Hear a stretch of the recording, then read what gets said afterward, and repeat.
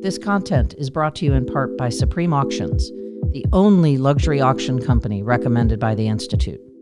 Supreme Auctions is widely recognized as the first auction company to design a program to work alongside and in partnership with luxury real estate professionals and their clients. Go to supremeauctions.com to learn more.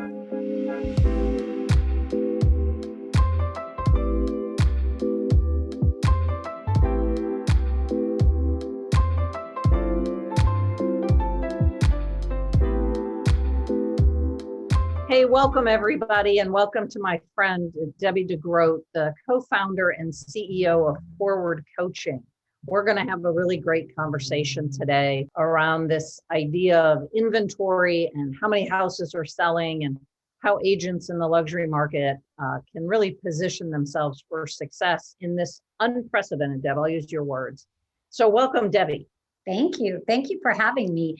And yeah, we were just chatting before we jumped on here together that I've been in the real estate industry for a long time, and I have seen a lot of cycles. And, here in Southern California, here in Newport Beach, there have been times where it was a very, quote, hot market.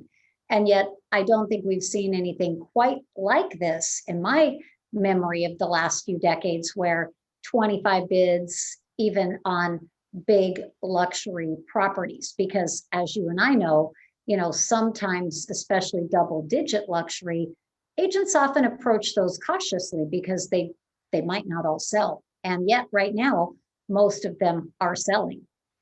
They really are. And, the Institute publishes a luxury market report. I know you've seen it, and we'll have it in the episode notes so folks can take a look at it.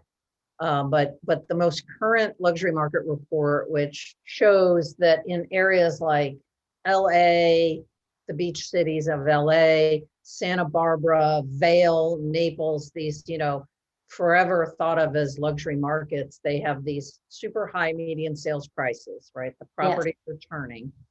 And we track something in ours, which is the sales ratio. Mm-hmm. And these are in places like Austin, where this is, again, just above the luxury benchmark. This isn't all the homes in Austin. Right. This is where we set a luxury benchmark. Everything that happens above that, the sales ratio for Austin, Texas right now is over 300%. Oh, within a month's time period, right? The vast majority of the homes, 3 out of 4 homes, are selling within 30 days above the luxury benchmark. Right. So let's talk about this, Debbie. What does this really mean? Well, I always talk to the luxury coaching clients that we work with and say, first of all, we have to look at it and say, it just is what it is, right? So this too will pass. It always does. When will it pass? I don't know. And yet we have to just dig in and scrap and fight to hunt those luxury listings. And what I notice is happening, Diane, more than I've ever seen before, is off-market transactions. Now, I'm not even talking about they listed it and it's, quote, coming soon. I'm talking about agents actually knowing someone, like maybe saying, hey, Diane, I know you've got that fabulous house and everyone wants to be in your neighborhood. If you could sell to a qualified buyer who would potentially even buy as is, pay you top market price and let you move when you choose, what is the number it would take for you to be willing to sell? So there's a lot of those conversations, whether it's they're calling their database or they're even circle prospecting into these luxury areas. We actually have a house in Coeur d'Alene, Idaho, and we got a call like that. The agent said, this is legitimate. I'm happy to send over proof of funds. We don't even need to view the inside of the property. Are you open to us submitting an offer? Name your number. Now, we weren't open to selling, but boy, I've been thinking about that, right? And Diane, I think that's where we have to remember that often true luxury homeowners may own multiple homes, right? That's very common. And so if they own multiple homes, the question would be then, how often do they go there? We go there every month because my mother's there, my niece is there, I have an employee there. However, if I did not go there very often and I'm burdened by the maintenance of that property, and I think, you know what? I don't have to sell it, because most luxury sellers will say, I don't have to sell. And yet this might be a crazy window. The agent was telling me, and I haven't verified this, so if any of you are watching from Coeur d'Alene, Idaho, I don't know if this is true because I didn't check it out yet, but he said prices in Coeur d'Alene have gone up 35% in 1 year on the lakefront homes. So that's where you might see those sellers, if they were contacted and they knew there's no hassle and they can sell. That's where a lot of those transactions are coming from. Yeah, and I call luxury, like everyone does, the buy up market. Right. So one of the things that I study our market report, the luxury market report, and you can really see the price bands where there's a ton of activity and a ton of movement. Right. And then other price bands, maybe a little bit further up, where there isn't. Right. Because in Coeur d'Alene, and I'm making this up because Sure. I just like to play with numbers. So in Coeur d'Alene, your house might be $2 million and there's none available. Right. But so what is it really worth? Yeah. Yeah. But at $3 million, there might be properties available. And so in my mind, when I think about the agents working inside of the market to do what I call make the market, right, it's not just saying, hey, Debbie, here's the ton of activity we have that's around your price point. Right. But we actually have some availability if you were looking to buy up. Right. Right. And that sometimes does happen. That's even been challenging in some markets. So it depends on how, because our good friend Ernie Carswell, right, and my coaching client in Beverly Hills, Ernie was saying, Deb, the 10 million, the 15 million, the 16 million, they're just flying off the shelf. Yes. Right. Now, could you reach a point of 26 million, 40 million where there would start to be not so much demand? Yes. And yet you don't need 25 offers, you need one. So one, right? And Ernie and I were having a discussion about this, and he did say to me, I am normally very cautious when I approach any calendar year about how many double-digit luxury I take, because time, money, etc. He said, but this year, I'm taking them all. I'm taking anything I can get. And something just to suggest to those of you watching.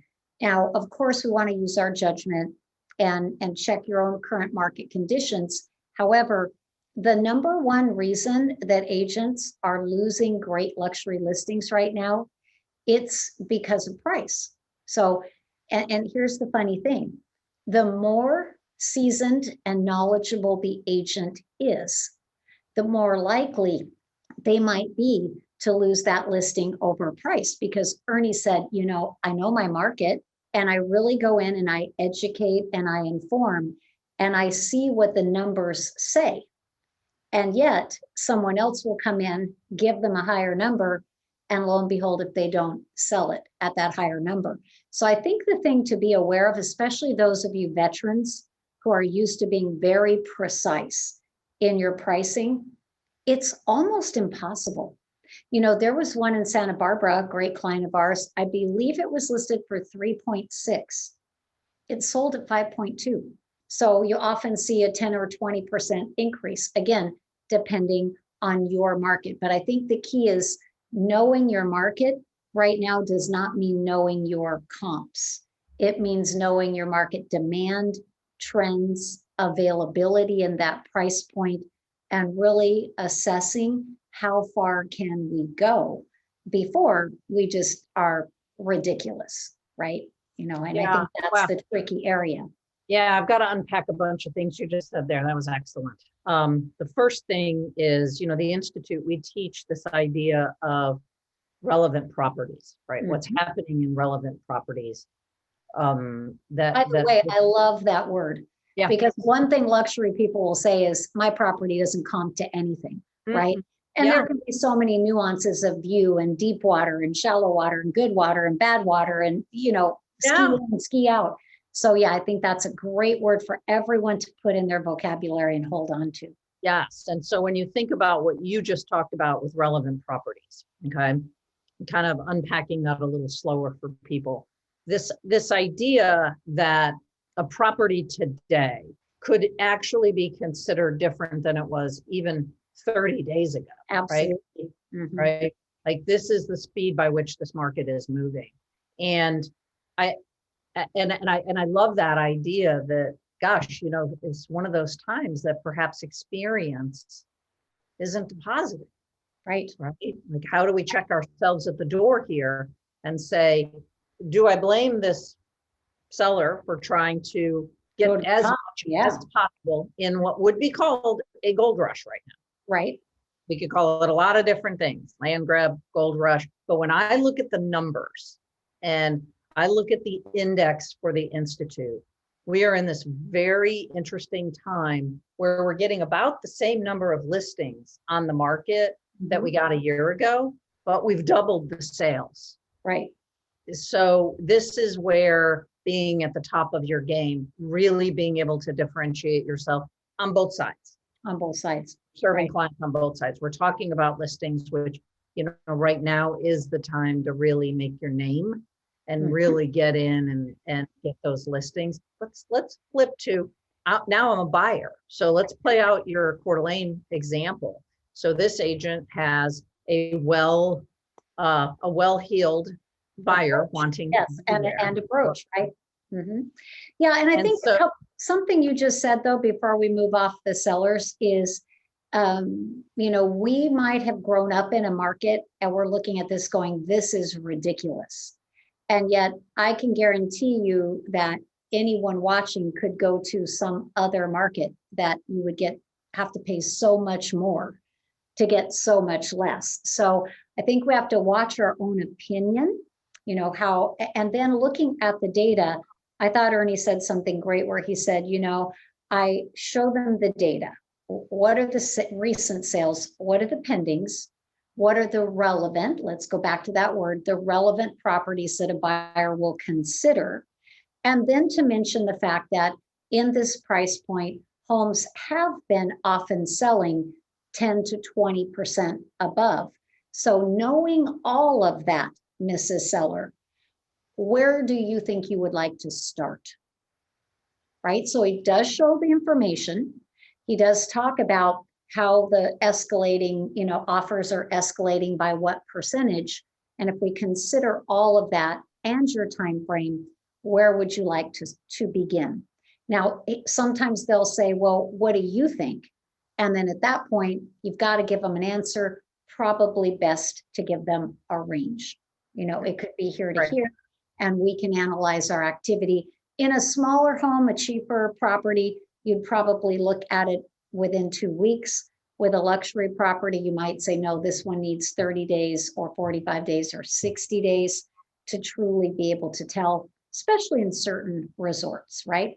Right. So if we then go to the buyers, again, we have to watch our own personal opinions. Well, I would never pay that for that house. Yeah, but you're not them. And they are willing to pay that. So, I think asking your buyers, when you are in a constricted inventory market, that's where we want to open more options. So back in a market where every day there were 28 new properties for every buyer to see, then I would really narrow the criteria, the perfect area, the perfect view, the perfect everything. But now we probably, if we're using the Coeur d'Alene example, we might say, so are you interested in considering Lake Hayden as well, or even going to Lake Pend Oreille?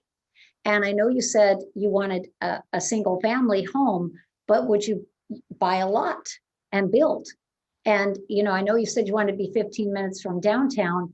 If it were a perfect location, would you go 45 minutes? Like you need to stretch their options, because otherwise you may just not have very much to show them. It's interesting because everything that you said really does apply across the market, right? Yes. From the bread and butter middle market. It really does.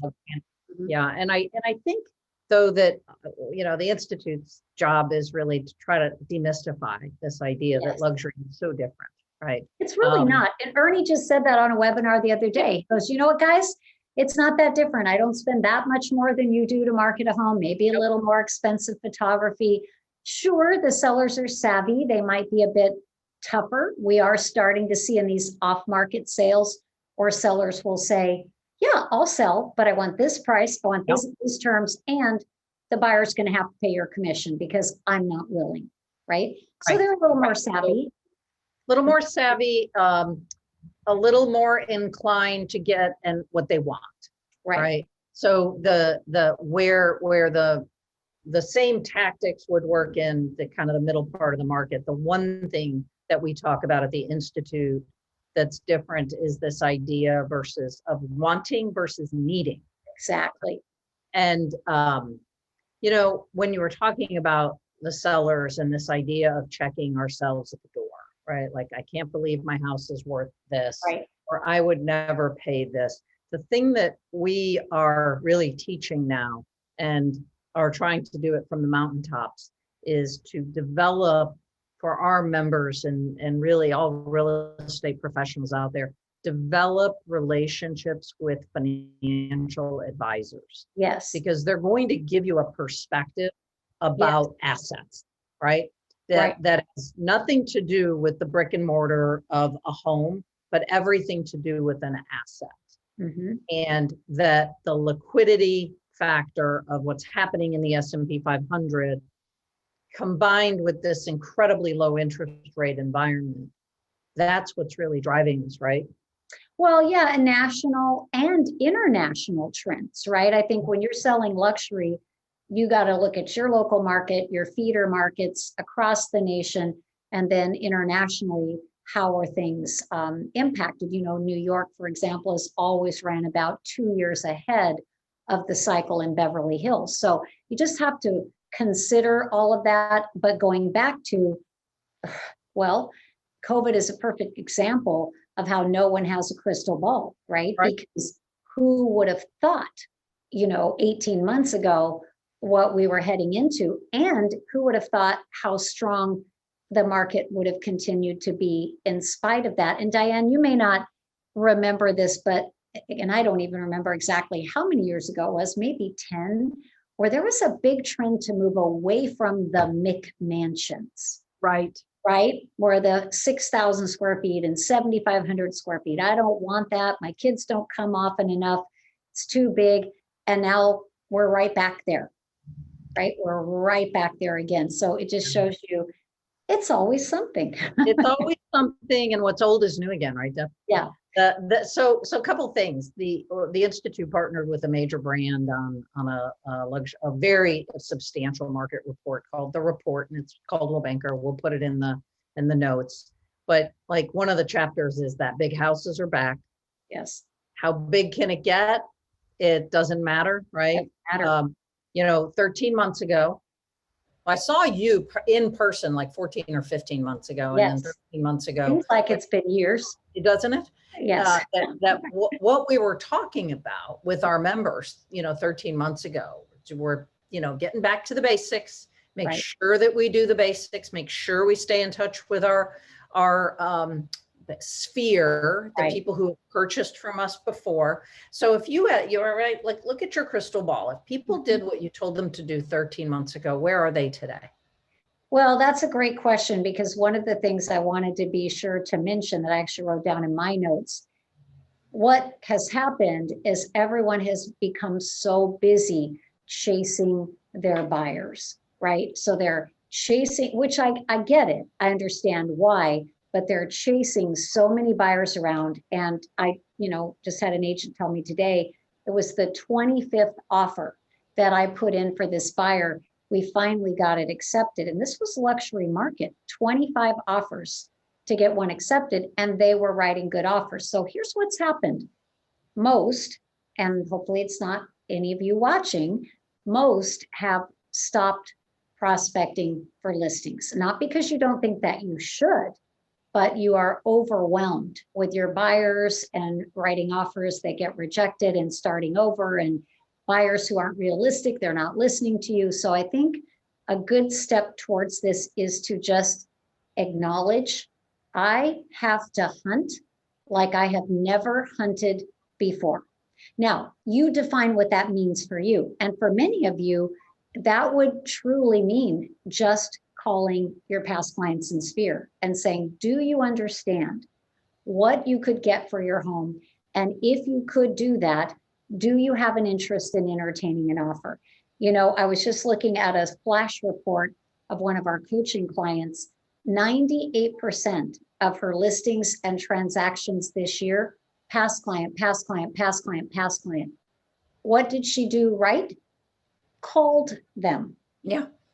Right. And just those conversations, I think we sometimes forget that you really can spark more opportunity than you believe that you can. So I think we have to hunt, to carve out a little time to hunt.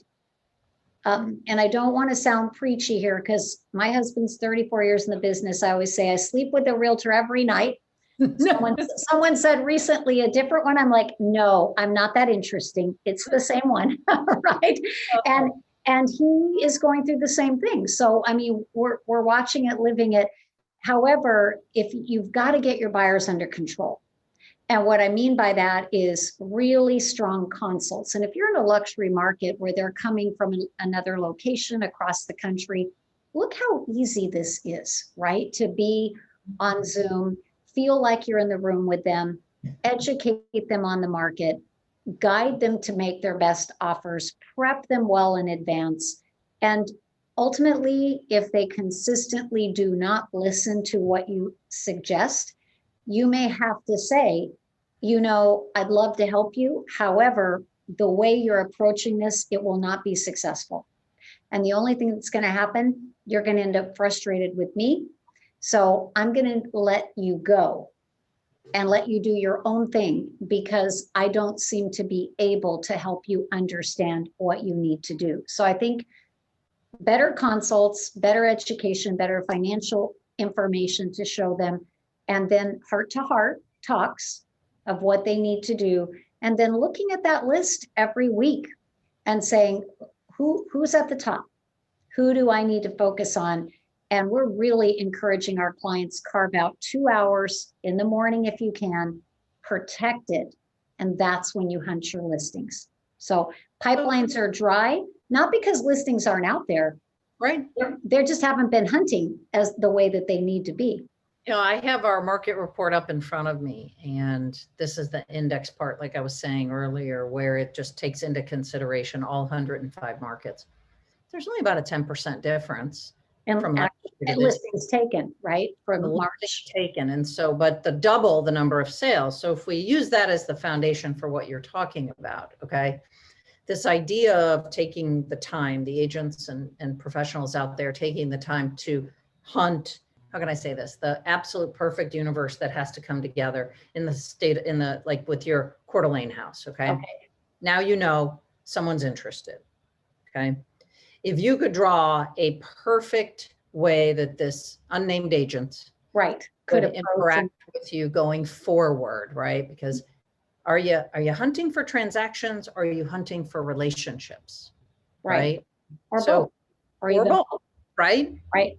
So for example, for this agent, let's say that I said, yes, we might consider an offer. Well, the thing we always want to do is make sure you guys are well protected, that you don't expose your buyer to a property, to a seller without something in writing that's going to get you paid, right? And also you may lose a great luxury buyer because the seller said X price verbally, and now you get in and show the property, your buyer loves it, and now they decide they want X. And of course that could still happen, but whatever form your broker, your brand, your board requires, you know, if you don't have anything, it used to be I didn't, so I'd take a listing agreement, write one party show, put the date on it, and I would add a protection clause that if that buyer came back within 6 months to purchase that property, that I would still get paid. So go to the property, meet the seller, work out price,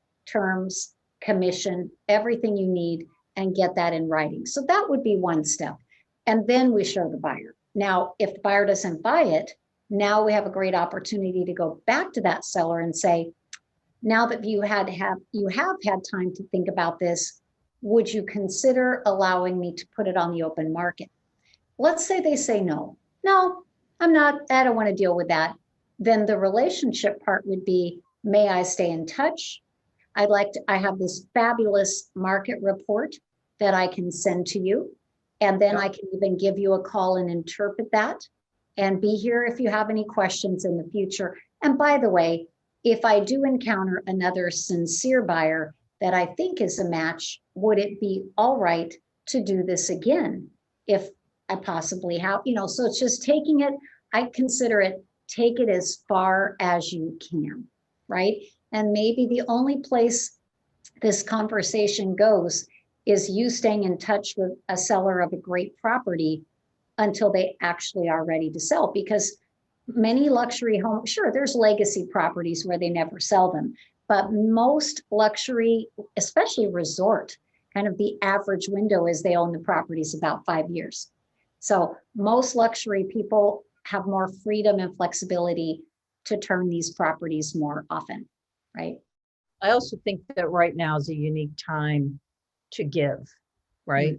It's a unique time to give, because no matter what, like, you'd have to be under a rock to not be hearing about what's happening in real estate, right? And so if you put yourself in the shoes of a seller, just being a resource to say, you're sitting at a cocktail party, everybody's talking about real estate.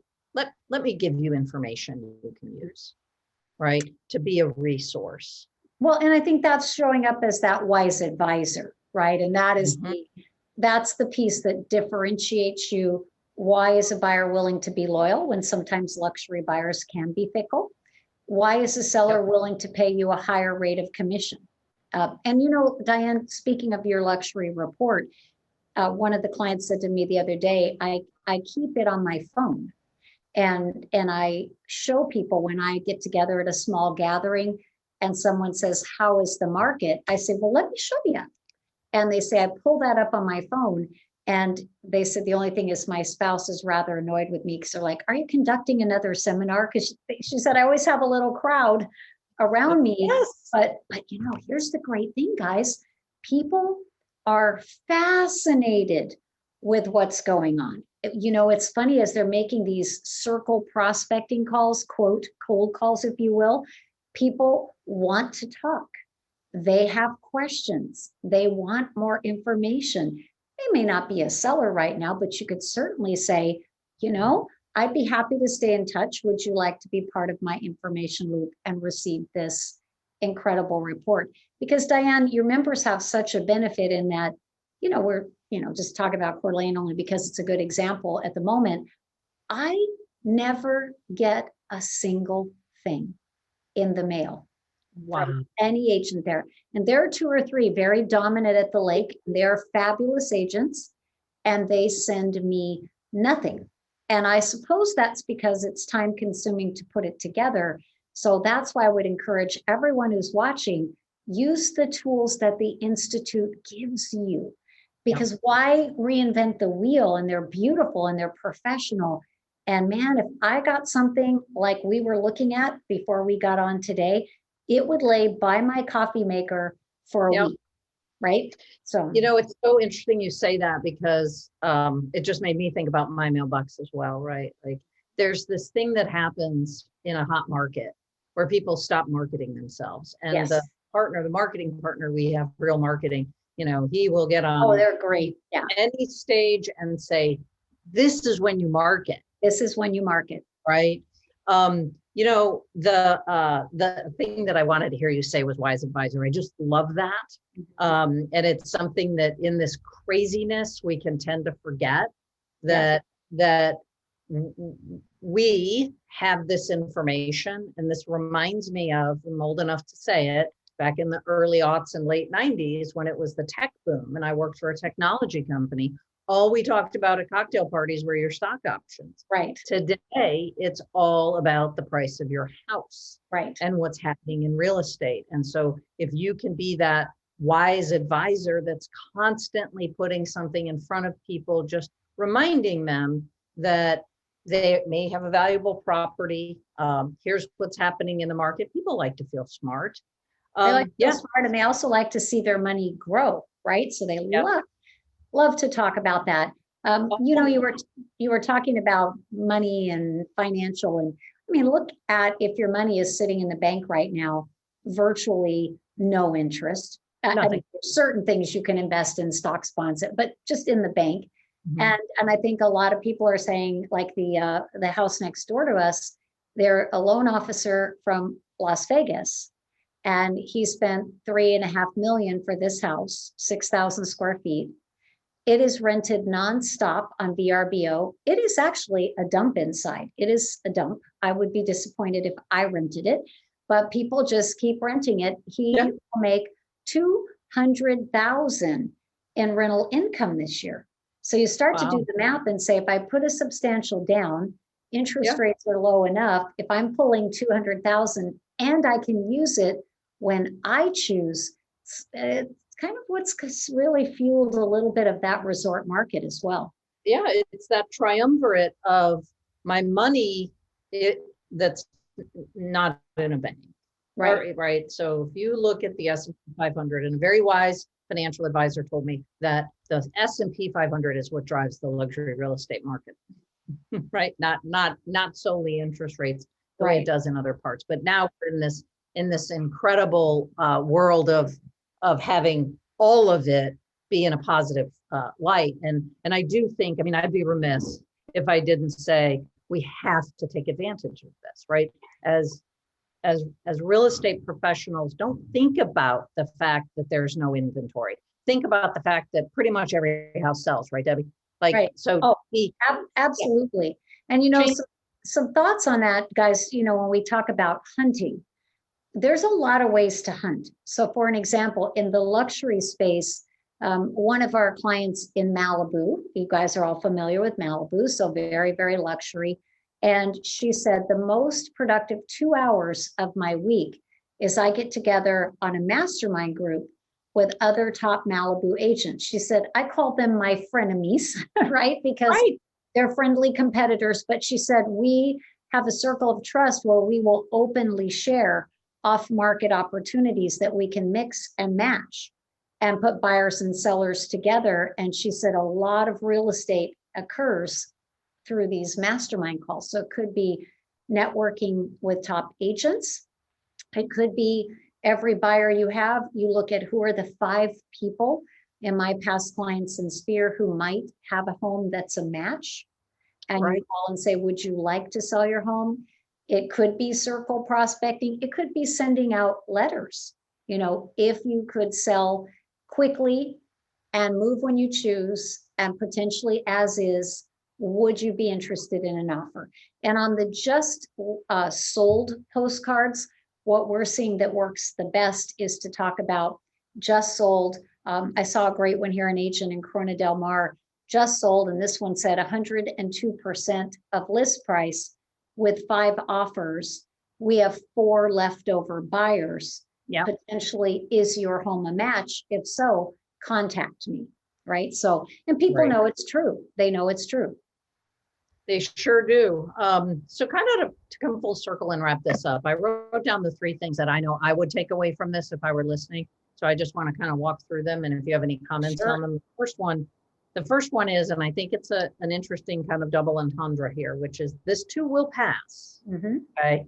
So this great market that has some things with it, it will pass. So make sure we're taking advantage of it. Right, Debbie? Right. And then secondly, that keep hunting. Don't stop. Don't stop making those calls. Okay. Don't stop trying to develop relationships with people or enhancing relationships with people that have had a good experience with you in the past. Mm-hmm. But I think the most profound thing you said that I wrote down verbatim is get control of your buyers. Yeah. So that's the last word. And I want to give that to you about how, one more time, remind folks about the dog chasing its tail. Well, I think, sometimes you think, well, buyers are not realistic. So I always think the buck stops here. Have I done everything I can potentially do to educate and inform the buyer to show them what they need to do to get the home. So I always think you got to check there first, right? And then I don't like to hear agents say, well, they have to lose 2 or 3 before they get smart. Well, maybe they will insist on going through that process. I don't think we should be flippant about that. I think we should do everything we can to avoid that by making sure they are extremely well informed. And, Diane, an example, Florida Keys, the homes are oddly built, right? They have weird foundations compared to California or compared to Texas. Right. I had an agent there that had 80% of her transactions would fall out over the physical inspection. I said, well, then we need to start getting out to those buyers coming from out of state, key facts you need to know when buying in Key West. Right. And we ended up flipping that around where now only 20% fell out. So really take a look at your process of how you're informing and consulting and advising those buyers. And then who do you just need to either kick them to the back burner or let them go and go make time to fill your listing pipeline. That's great. And you inadvertently walked right into one of my favorite things we teach, which is the principle of sacrifice. Mm-hmm. And for those who are listening that have taken our course, that idea that you've got to lead with it, yes. right? Got to lead with educating folks about, here, this is what you need to know. And here's what you might encounter later. Let's encounter it now. Right. Okay. Well, bam, our time's up. I don't know how that happens. Well, thank you so much for inviting me. I have to say, my entire team, truly, we love your group. Whenever we have an interaction with them on a Zoom or, there are questions in the chat box, or when they call us for information on coaching, or back in the day, we met them at an event. You definitely, the Institute attracts the cream of the crop. And remember, the nice thing about luxury, they want the best. And they're willing to pay to get it. So you guys are the best. So thank you for having me today. Thanks. And, right back at you. I don't do commercials, but the Institute recommends and endorses exactly one coaching firm, and it's yours. Well, we appreciate that. And so don't make it be so long next time. This is fun. Exactly. And thank you for watching today. If you have any questions too about anything we talked about, you certainly can email me, Debbie@forwardcoaching.com. Happy to answer any question you have. And Diane, we'll see you and your team very soon, I hope. Thanks, Debbie. Take care. Bye-bye.